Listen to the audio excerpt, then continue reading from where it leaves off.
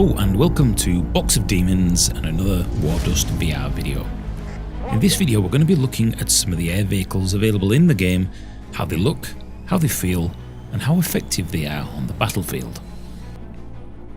With not many other VR titles having any controllable vehicles, especially in the multiplayer genre, could this title be the one game that gets us closer to our VR dreams of a true multiplayer battlefield in virtual reality?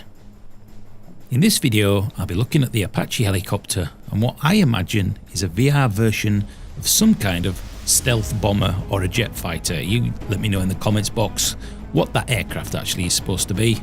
And let's start in this video with the iconic, unmistakable Apache.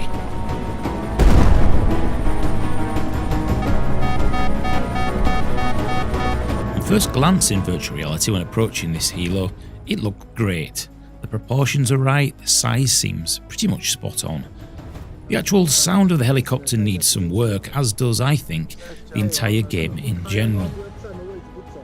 As we jump in here, we're hit first with the low res textures and the low poly count of the interior.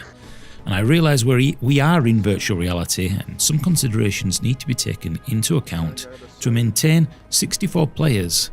But it really will be a shock to many PC gamers who haven't had a majority of experience in virtual reality, but for now this is something we're just going to have to live with. Once we're in the helo, we have the option of two different views by clicking down on the D-pad on the HTC Vive. We have an internal camera which I would say is really for immersion, and an external camera for an awareness of the battlefield, or for people who haven't quite got their VR legs yet. Sometimes aircraft and moving motion that's too fast can make people sick. Stick with it, that motion sickness does pass eventually. As we take off and fly, the right pad controls our direction and our elevation by moving the pad left and right, up and down. This does feel very floaty and there's no sense of physics in the game. This is due in part to virtual reality and its lack of immersion with controllers not being locked to anything and having them floating around in your hands. I play this game standing up, and when I jump into the helo first time, I have to step back and crouch in order to be able to see the actual crosshairs. So these can be a little bit fiddly, and that floatiness never really does leave you when you're actually playing in these vehicles.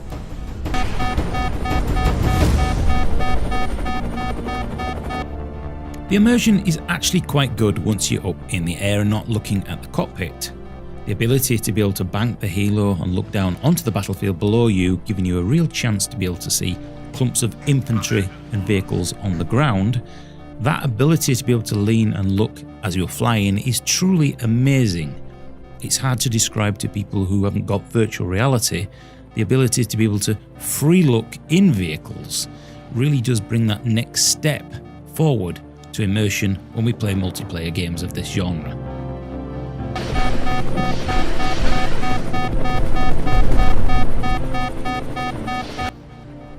Barring the floaty feel, firing the main guns lacks any real sense of punch. This is in part somewhat to what we've already discussed.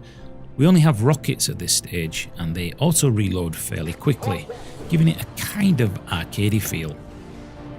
Having seen some infantry or a vehicle, the best policy I find is to scoot in from high, come down low and let off a volley of rockets, and you'll soon realise that the rockets seem to have a very low accuracy, with many of them deviating quite far from your crosshair.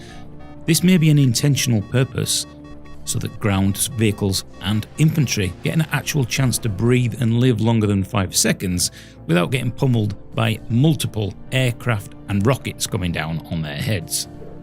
As we move on to the Blackbird, as I'm going to call it, the ability to view the battlefield seems a lot easier with a much wider open space feel. It really does feel, if I'm being brutally honest, it just feels the same as the helo, only faster. And again, I really hope the developers can work on the audio aspects of this game. Games such as Escape from Tarkov, Battlefield, Squad, they all have amazing audio. I know these are larger studios, but the lacking visuals in this game could really go much further in giving us that immersion even if they don't have the ability to be able to create the cutting edge graphics everybody wants, due to it being in virtual reality and a smaller dev team.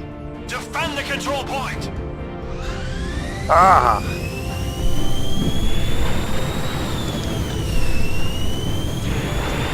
I knew it. Creating punchy, powerful audio in this game really will elevate it and make you forget the visuals are a little bit lackluster. Getting high up in the mountains on this particular map, flying in and getting those kills can be very enjoyable.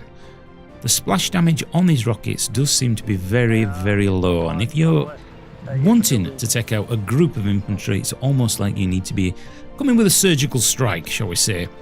Rather than drop the bombs and release and forget, you almost have to have a laser point accuracy, and then on top of that you have the weapon deviation, so it's not the easiest thing. People thinking they can come in, fly around and get loads of kills. It's not that easy.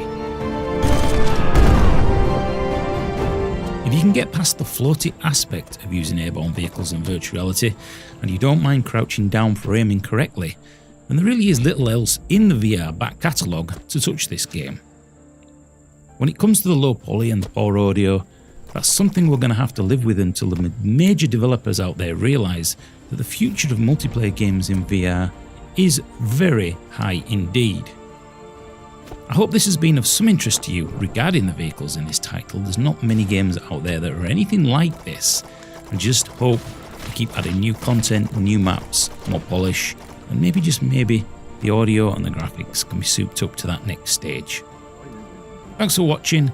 Please subscribe if you'd like to be notified of when I create another no-nonsense VR video.